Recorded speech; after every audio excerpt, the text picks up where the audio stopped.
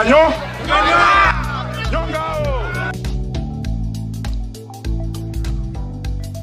guest this morning has a long story to tell.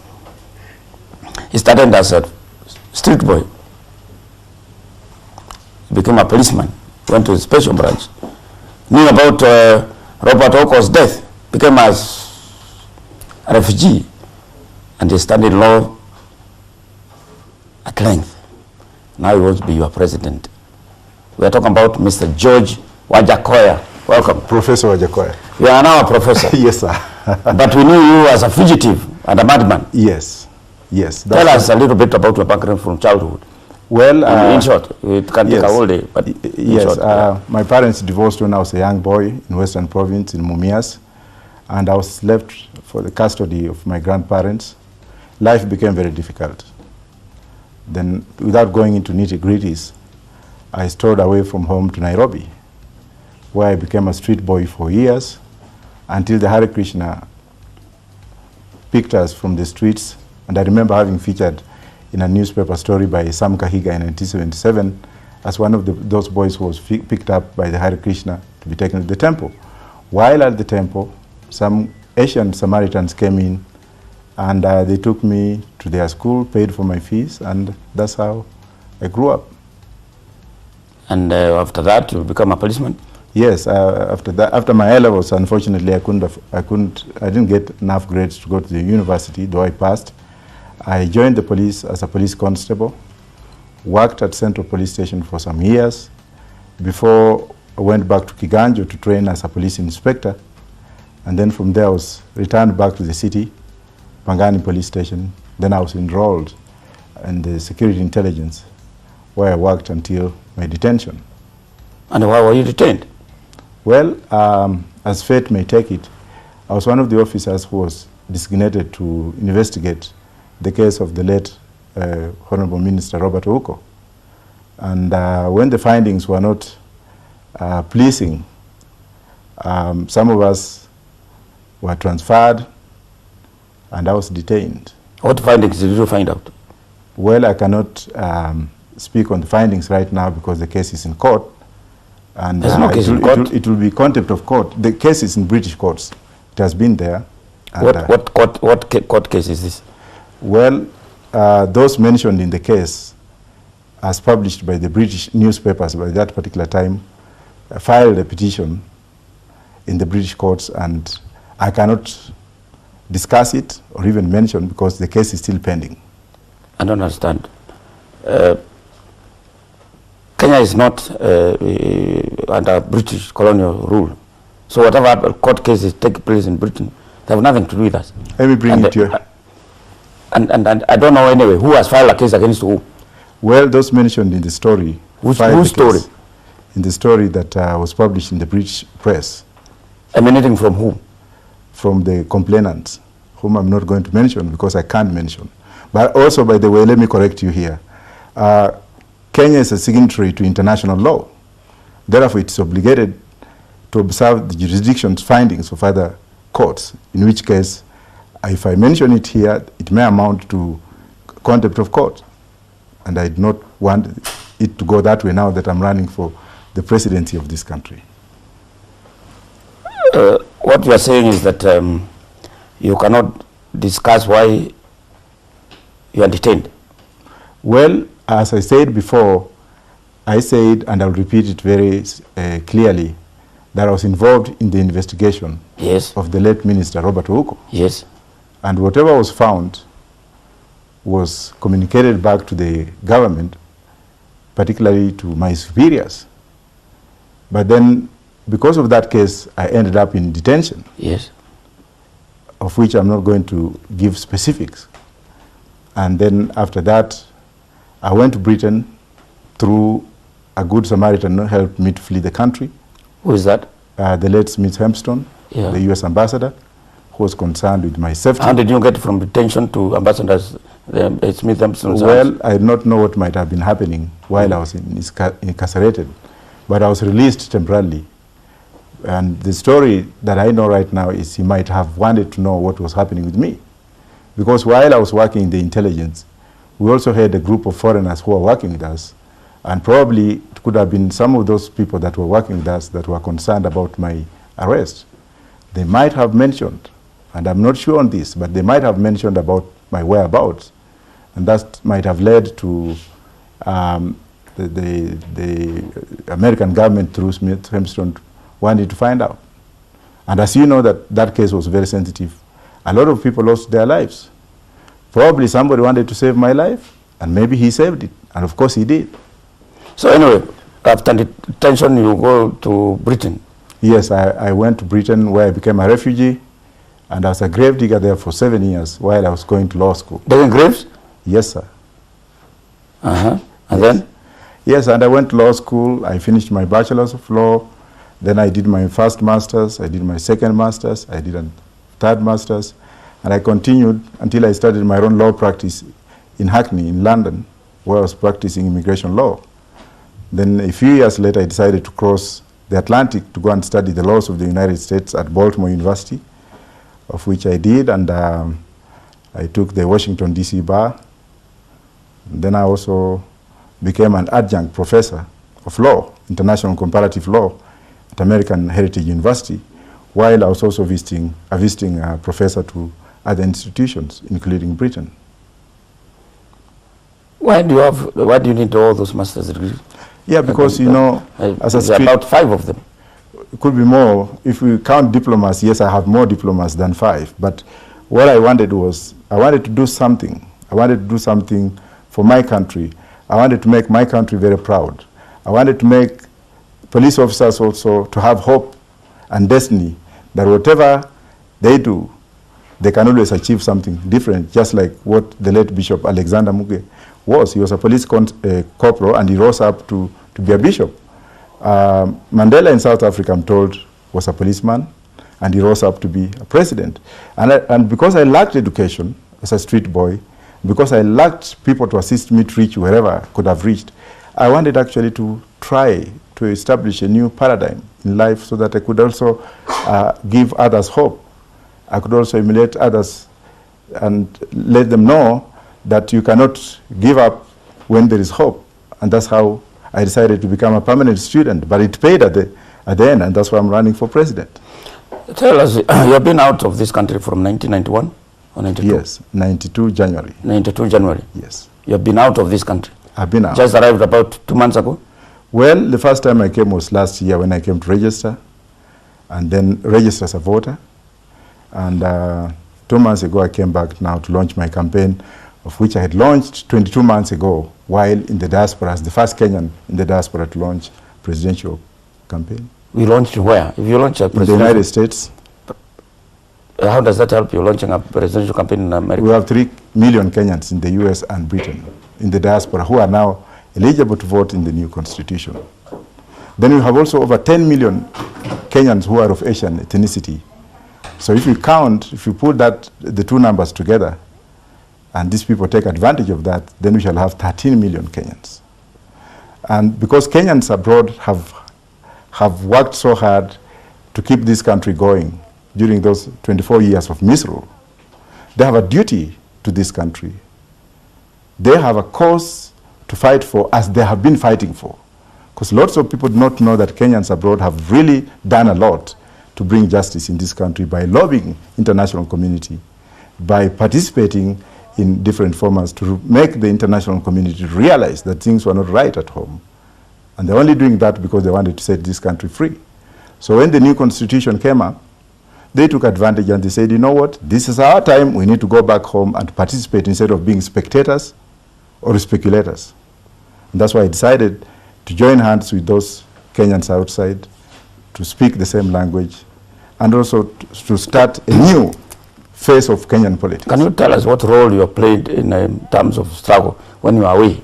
Yes. What is it you have done? I mean, I think I'm one of those Kenyans who have felt so much cold outside because of the protests that we carried in number 10 Downing Street. We have fought, we have lobbied the British government by that particular time. I personally, when I was at the University of London, School of Oriental and African Studies, doing my master's, and as a student leader, I was instrumental in bringing in Koigi Wamwere, Dennis Akumu, Honorable Dennis Akumu, Dr. Liki, Professor Wangari Maathai had saw us to speak and to tell the world from inside on what was happening in this country. We have also, I also joined the protests. That's what you mean, School of Iranian and African Studies? Yes, yes, yes. Yeah. So I also joined other like-minded Kenyans, like Bwamtum Swale, Honorable Wanyiri Kihoro, who played a very big role, Abdulatif Abdallah. Yes, and Zahur Msalam from the coast, and the coastal community, members of the coastal community that had come in the UK because of what had happened to Sheikh Balala. So we did a lot of protests, and we became known as the enemies of the state, and that's why the government of President Moi was on our heels there, worse than even here. So we've done a lot. We've done a lot. Apart from targeting those 14 million diaspora people, why do you think Kenyans will vote for you? Well, Kenyans being a strangers, you know, essentially you are a stranger. Those many years I've never been a stranger. We've had so many Kenyans who have been in this country from that particular time or in my absence, who have done a lot of nothing other than damaging this country in terms of corruption. Yeah. So if it says that if somebody has been away and is a stranger and somebody has been in the country not being a stranger and has damaged this country more, then you have a duty to come in and correct the misdeeds. And furthermore, I was not out of the country because I wanted to be there. I was out of the country because of my own security. The case I mentioned before, if you make your own research, you'll find out that a lot of witnesses have expired. Yeah. So I did not want to come in and expire during that particular time. And I thank the president for having given me this opportunity to come back and be a free man. Because if we didn't have this president, I don't know where this country would be today. The country has become very peaceful for us to come back, and that's why I came back. So answering your question, I'm not a stranger in this country. The umbilical cord and the placenta that came with me from my mother's womb was planted in this country. The fact that I was away without my wanting did not cut off that link between me and this nation. The fact that Jomo Kenyatta was away for so many years, 18 years in exile, did not cut off his link with this country. The fact that people like Mbiu Koinange, who went to study abroad, were away for a long time, did not cut off link with this country. The fact that Nelson Mandela, who became the president of South Africa, was incarcerated for 27 years in prison, did not cut off links between him and South Africa. So the issue of cutting links or having been absent is very relevant at the moment. What is very important is, what can I do to bring changes in this country? Most of those people you mentioned, they're under critical mass behind them. They had critical mass? Critical mass, people who are waiting and they knew they were there. Yes. And they were supporting, and they were making noises or whatever they were. You went and studied law. Right. And you have done very well, considerably very well in terms of being a scholar, a lawyer. But in terms of politics, you don't have that critical mass that knows you. The last I think the Kenyans probably know about you is when you are portrayed by the Moi government as a madman. And that is not very useful.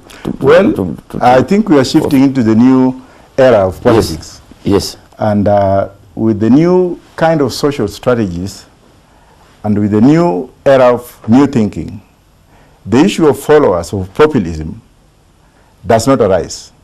It might have a reason in those particular time for the people you mentioned, because there was a need at that particular time.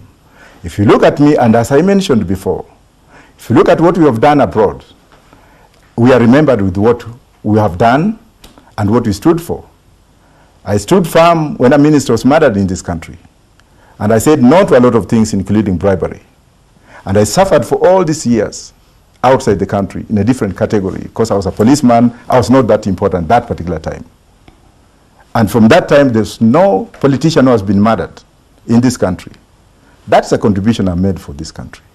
And having been outside the country also, as I mentioned again, I've managed single-handedly and also joined others later on to bring in people like Koigo Amwere, who people could not associate with.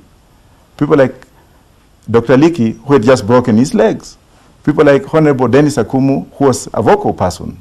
So by standing to bring in those people with what I've suffered and what my people have suffered from, does not really mean that I have to have a mass to follow me.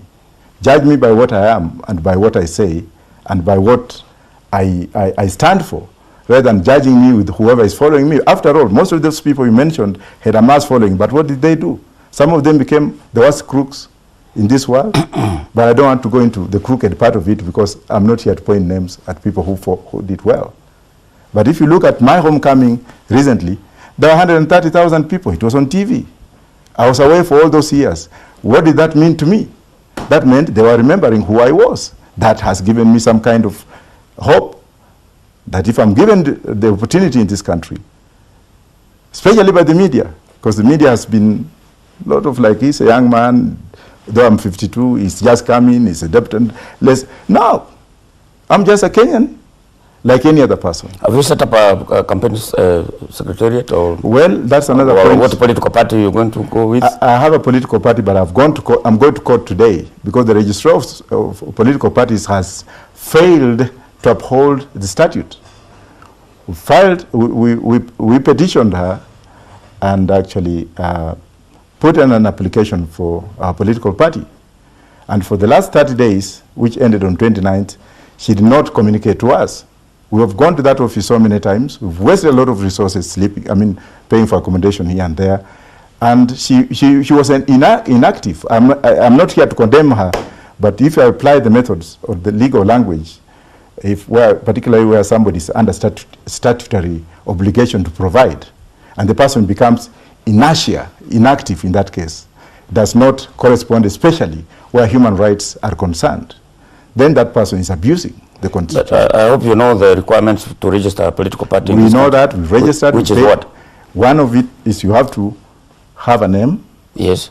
And that name has to be, you have to pay 500 Kenya shillings to search for the name, which we paid, searched for the name, and we got the name. Then she asked us to pay 100,000, which we paid, and she gave us a letter of authority authenticating our name, and that was on the 29th of the other month. So by statute, she was supposed to give us a provisional certificate within 30 days, which she has. Isn't it a requirement also that you should have a number of people from every... Yes, under the old act, under the Societies Act. Yes. Yes, the law requires you to have at least 200 people in every province, now county. Yes. But under the new political act, which became effective only last week. And the new Political Parties Act? Yeah, it became effective. What is the requirement? The requirement is that you must have at least 1,000 members in each and every county. Do you have that? Do you have that in your list?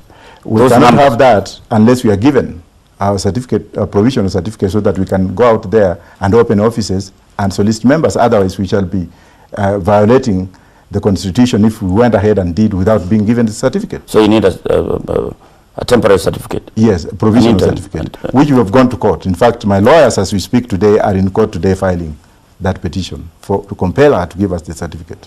What about the finances? How do you want to finance your political party and your campaign? Well, the finances, the act is very clear. The political party is very clear. It says, well, once you register, then you can actually solicit funds from members by membership fee, of which we are going to follow the same methodology. And you shall also ask well-wishers who would by then join the party to assist with the party. But do you have personal resources to sustain a campaign throughout Kenya for your presidential bid? Well, when Obama started, he didn't have personal resources. But when he started, he talked to the people. But American is very different. In America, people contribute for you to be president. In Kenya, it's the other way around. No. For you to be elected, I'll prove you wrong on that, because when I went to Kenya, when I went to Western Province the other day, yes, people contributed for me. Yes. They contributed a lot of money. Some of them came up with motorbikes, 1,000 motorbikes from Kakamega to Mumias. Yes. Some of them contributed eggs. Some of them contributed cows. So I don't know, maybe it's the old school, but right now things have changed. Kenyans now are willing to come up and to contribute. I went to Bungoma bus stop, and the border boys there came in and they said, oh, he's here. This is the Uko man.